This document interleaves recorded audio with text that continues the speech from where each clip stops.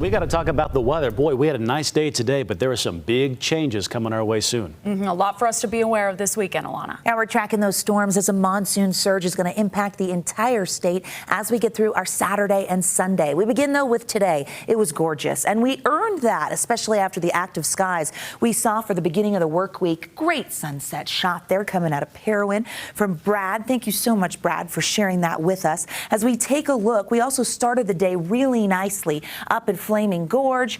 Andy caught this one. As we look at the satellite radar, you see our dry southwesterly flow, but it doesn't stay dry for long, folks. As we step back, you can see a few key players in the weather pattern. We've got moisture to our south, and our monsoon flow is going to grab that and keep it moving. We're going to bring it to the Beehive State as we head into tomorrow. Highs today hit 95 in Salt Lake. That's above average southwesterly flow. We'll do that to us. 91 for the high in Logan, 97 in Moab, and 103 in St. George. Heading through tonight, clear conditions, temperatures in the 70s as we wrap ABC4 News at 10. We're going to go to the low 70s, bottoming out in the mid to upper 60s along the Wasatch Front. Tomorrow, the clouds start to show up. It's going to begin early, and it starts in southern Utah. Our upper level futurecast shows you what to expect. Our ridge of high pressure, which brought dry conditions today, centers up towards the Four Corners. That means moisture to our south gets pulled into the Beehive State, and we see storms as a result.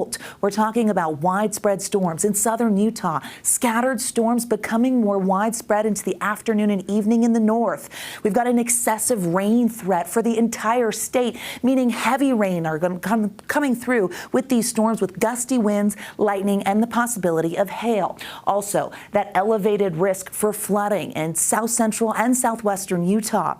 A marginal thunderstorm risk that was upgraded today, and I want to remind you that we saw that marginal risk Tuesday when those severe storms tracked through the Wasatch Front. Again, a large portion of the Beehive State looking at isolated severe storms as we head into our Saturday. A lot of moisture will be moving into the state, and as a result, we've got a flood watch that has just been expanded. This was initially southwestern, south central Utah, and now the Central Mountains and Castle Country, part of the flood watch. That means as we get heavy rains, we are going to see low-lying areas flooding, and we have to be extremely careful. This is not the time to be near recent burn scars, for example, or normally dry washes. Tomorrow is going to be a wet one. Futurecast walks us through the timing here. Want to show you the cloud cover and the storms by 9 a.m. They've already arrived in south central Utah over the high country. That moisture spreads further north. Look at that activity in the West Desert and along the Wasatch Front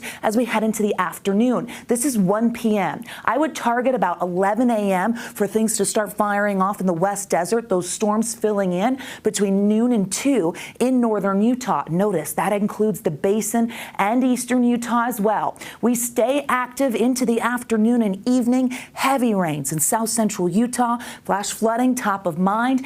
And while there could be breaks in the action, here we are at 7 p.m., we continue on with showers and storms in northern Utah as we get later and towards ABC4 News at 10 tomorrow. That moisture in place is going to stay as we head into Sunday, and you're going to see as we head into the afternoon and evening, those storms bubble up again. Flash flood potential has risen to probable in many locations, including Bryce and Zion. Here's a look at those temperatures, 90s, but we know they'll tumble as storms roll through. 96 in St. George, 100 in Moab. This monsoon surge will last through Monday. Check out those storms in the south, widespread for tomorrow. A dry day Tuesday, but another monsoon push as we head into the midweek. The Wasatch Front follows the same pattern, low to mid 90s, storms on deck.